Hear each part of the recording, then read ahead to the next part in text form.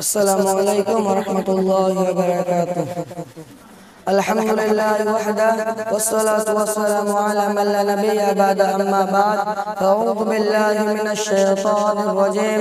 Bismillahirrahmanirrahim. Wasta'inu bis sabri was salah.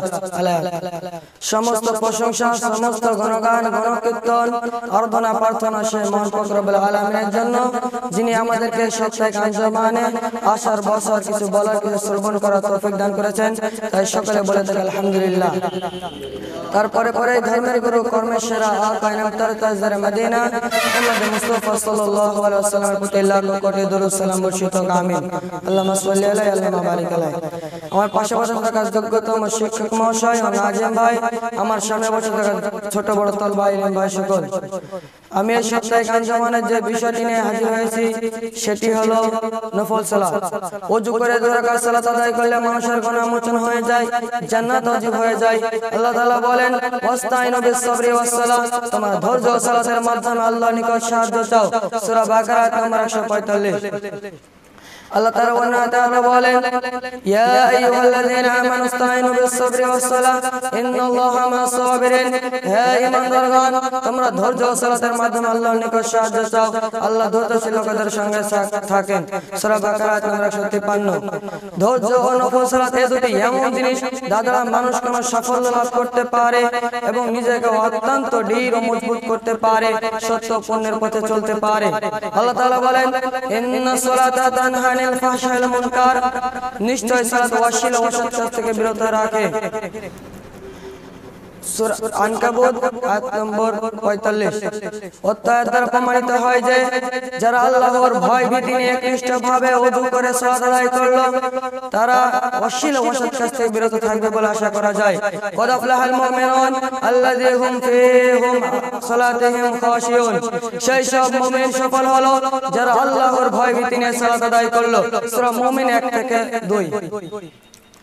আল্লাহর ক্ষমা পাওয়ার আশায় যে ব্যক্তি 2 রাকাত সালাত আদায় করে ক্ষমা চাওয়া ভালো। গুনাহ করার পরে এইভাবে ক্ষমা চাইলে আল্লাহ তাআলা ক্ষমা করবেন। আল্লাহ তাআলা বলেন আর যারা গুনাহ করে এবং নিজের উপরে জুলুম করে তারপর আল্লাহকে ডাকে এবং নিজের ক্ষমা প্রার্থনা করে, সূরা আলে ইমরান আয়াত নম্বর 135। এবং আল্লাহ তাআলা তাদেরকে ক্ষমা করে দেন।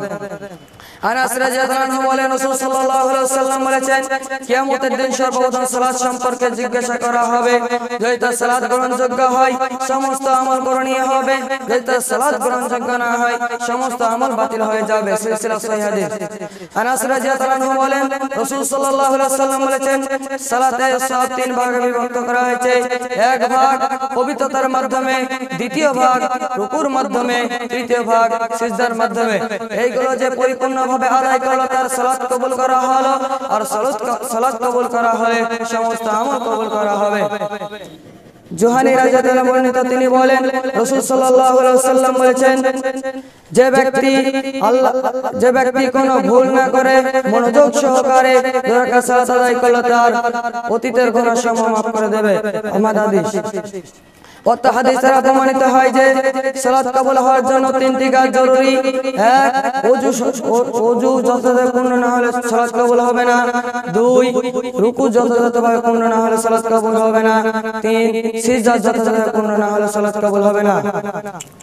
আবু মুসা রাদিয়াল্লাহু আনহু তিনি বলেন রাসূল সাল্লাল্লাহু আলাইহি ওয়াসাল্লাম বলেছেন যে ব্যক্তি সাথে 4 রাকাত সালাত এবং জোহরের পূর্বে 4 রাকাত সুন্নাত পড়লো তার জন্য কিয়ামতের দিন জান্নাতের ঘর নির্মাণ করা হলো। সিলসিলা সহিহ হাদিস।